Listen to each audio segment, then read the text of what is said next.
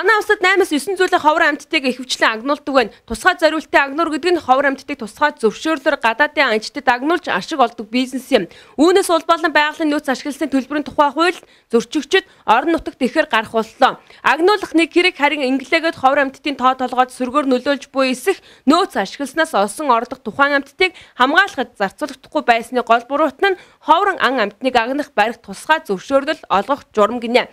Гэтэл журамдаач бас биш бололтой. Увс аймгийн иргэдийн чухлын дарганаар байгалийн нөөц ашигласны орлогын 50%-ийг байгаль хамгаалахад зарцуулах ёстой атал хасаж танаад байдаг болжээ. Ингэж хуулийг цаас болгодог төшмдүүдээс болж байгалийн хамгаалдаг иргэдийн сэтгэлгээ өөрчлөгдөж яасан ч явах гэсэн байдал газар авсан байна. Уг нь соц нийгмийн үед бид хамгаалсан шиг хамгаалж чаддаг байж дээ.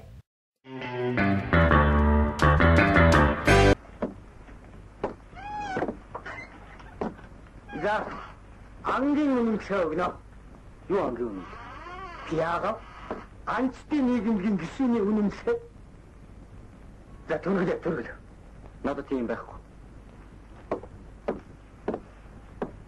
Тэгвэл буугаа гаргаж. Ямар буу? Тийм буу шийдэм хэрэгэлдэг. Чи тэгээ юугаар ан хийдий?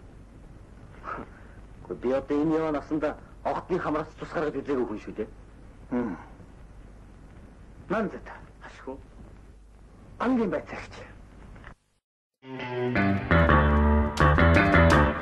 Монгол улсад анх 1962 онд гадаадын анч нар угалц агнуулж байсан түүхтэй. Жил бүр дунджаар 70 гаруй угалц агнуулдаг. Нэгээс нь $20,000 хураанж авч $12,000 улсын төсөвт орон нутгийн санд $4,000 үлдсэн $2,000 ангийн зуучлагч компанид очдог байна. Харин шинэ журмаар ан амтны нөөцийг хамгаалагч нь ашиглагч байхаар мөн менежментийн төлөвлөгөөнд заасан хамгааллын ажил зарцуулах боломжтой олжээ.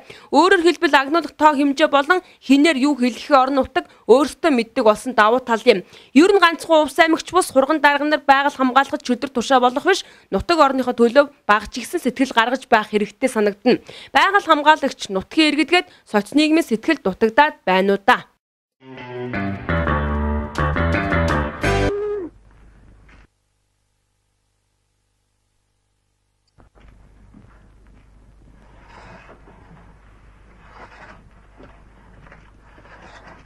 Санчи намдад дараа унаагаас авчаад хаа.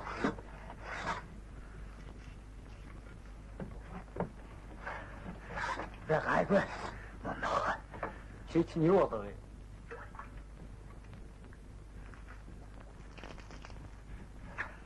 Тэгийн шиндээ нэг машин дээр эргүүлээд бож өгдөг. Чавхтаад атсан чинь зогтож явах та. Тэгсэн чинь нөгөө муу ям би чинь гинт онцолцоход хасч өгдөг шүү. Шин унаагаа чэгээд гуйгаад байхад даанч тоохгүй яцгаас юм байгаа юм шүү дээ.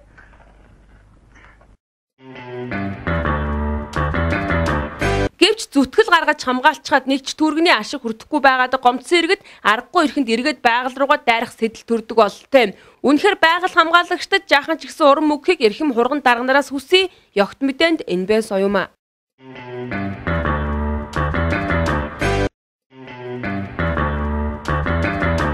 Төрийн ч бай, хувийн хөвшилт ч бай, аль нь ч ажилдаг байсан адилхан хүний амьдралын хэрэгцээ шаардлага явагдаж байдаг үлээ. Төрийнхэнтэй адил ажил хөдөлмөр эрхэлж татвараа төлж Монгол улсынхаа хөгжилд хувь нэмрээ оруулж байгаа хүмүүсийн хувьд цалин хөлс хоорондоо ойролцоо байх хэрэгтэй. Тэдэнд төр засаг цалин тэтгэвэр хэдэн хувиар нэмэх нь огтхон ч хамаагүй. Учир нь төрөөс цалин тэтгэвэр нэмэгдүүлэх шийдвэр гаргасан ч тэдний цалин нэмэгддэггүй.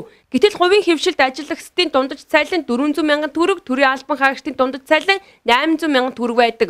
Цалин үлсний ялгаа болон инфляцийн түвшин байнга өсөлтөд гарч байгаагаас үзэхэд манай иргэдийн 60-70 орчим хувь нь ядуу амьдралтай байх нь аргагүй юм. Ер нь манай төр засгийн зүгээс хувийн хөвшлийг ажлын машин гэд хардаг. Учир нь энэ улс орны бүтээн байгуулалтанд хувийн хөвшлийнхэн манлайлан оролцож татвараа төлж төсөв томоохон тус нэмэр болдог. Гэтэл төрийн зүгээс тэднийг эргээд харж хамтран ажиллаж чаддаггүй байна. Ардчилсан нийгэмд амьдарч байна хэмээн хөөрцөглөх биднийг төр хувь гэж ялгах ямар шалтгаан байна? Нүцгэлээд үзвэл бүгд адилхан л хүн шүү дээ. Хөөшөө. Энийг хатама. Заяа.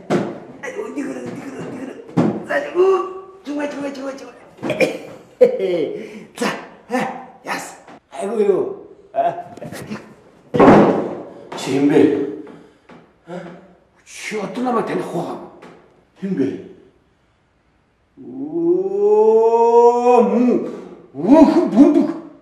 Шимодороо таних байгуулдаа. Саараас та таних байгаа мó? Талла. Тань юу гэж. Юу чи. Астамагч чи одоо яасан манд үхтэй мүү? Ванд вэ? Состачи. Посто.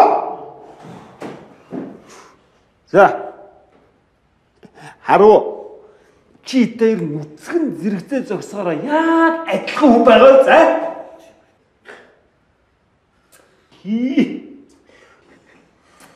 Би бол чамаас илүү юм байна дөө. Мэдүү.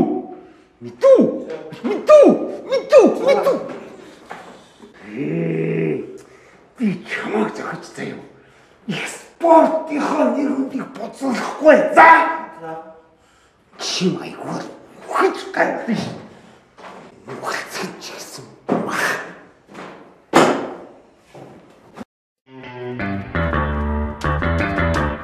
Үйлдвэрлэл эрхэлж баялаг бүтээж байгаа хувийн хвшлийн ажилчид өдөр шөнөгүй нойр холгож зүтгэж байхад төрийн албан хаагч цагаа бүртгүүлж тоглоом тоглож суудал бөглөж суугаад л сул цалиа авдаг гаж тогтолцоо бий болжээ. Гэтэл татвар төлөгчийн халааснаас цалинждгийн хувьд төрийн албан хаагчийн халаас шилэн байх ёстой.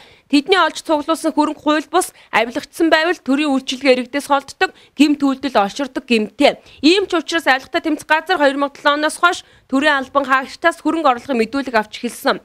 Төрийн албанд ажиллаж байгаа ахын хариуцлага ухамсарлаж олсон ашиг үл хөдлөх хөрөнгө унах унаа хадгаламжинд хэдийгэ үннээр нь олон нийтэд мэдээлдэг байхаар авилгын эсрэг хуульд заасан байгаа. Эрх мэдэл авилга руу хөтлөдөг учраас төрийн албанд ажилладаг албан тушаалтнуудаас эдгээрийг шаарддаг юм.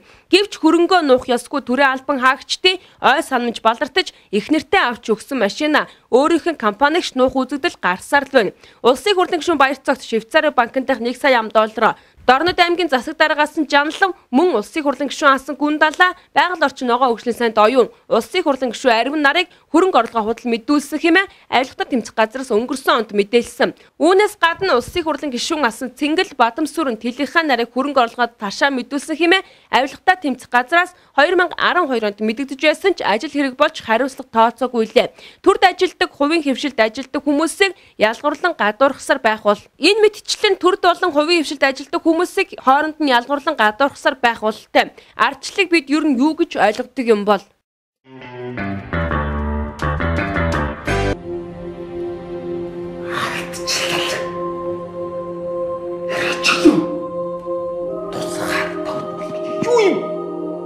Юу юм? Та нар мэдхүү. Та ягаад та нар гэдэг юм? Энийг би камерт хэлж байгаа. Шиг том дараас сүнсээ зайлтал айдаг. Тоглоомын утсан хүүхэндээ шиг болчихсон. Хүн сүрэг та нарт хэлж байгаа юм. Таныхан л ардчил гэж юу юм бэ? Чи юу гэж бодож байна?